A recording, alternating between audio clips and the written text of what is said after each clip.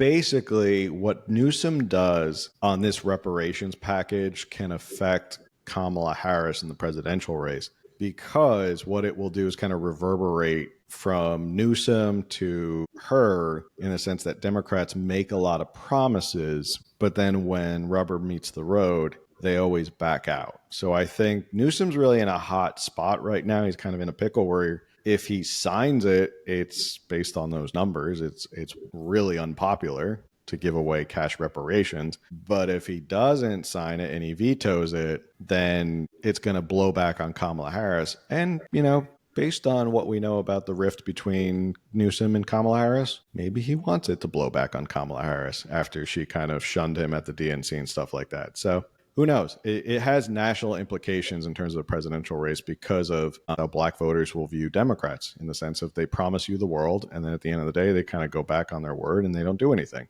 So these are the reparation bills that have already gone to the governor's desk. 3089 recognizes and apologizes for harms against African Americans committed by the state under the institution of chattel slavery and for the enduring legacy of systemic discrimination. How do you apologize for something you didn't do? And why are they not apologizing to like Chinese Americans who were on, working on the railway basically for nothing back in the day when they first came over?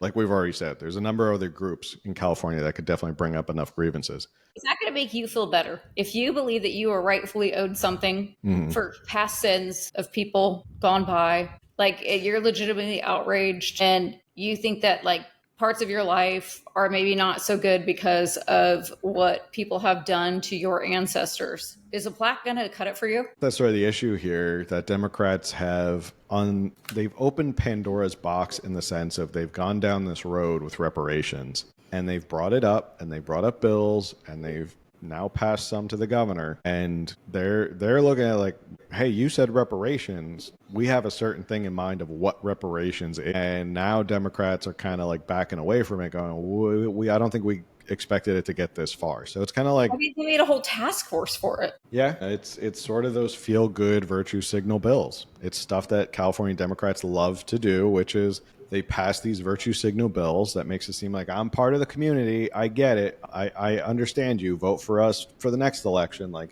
there's no Republicans out there doing what we're doing. But I think now it's getting away from them, in the sense that now that they're saying, okay, we have to vote on these bills and we have to give them to the governor. And now Newsom has to do something about it. And we'll see where it lands. And it could have a pretty bad blowback.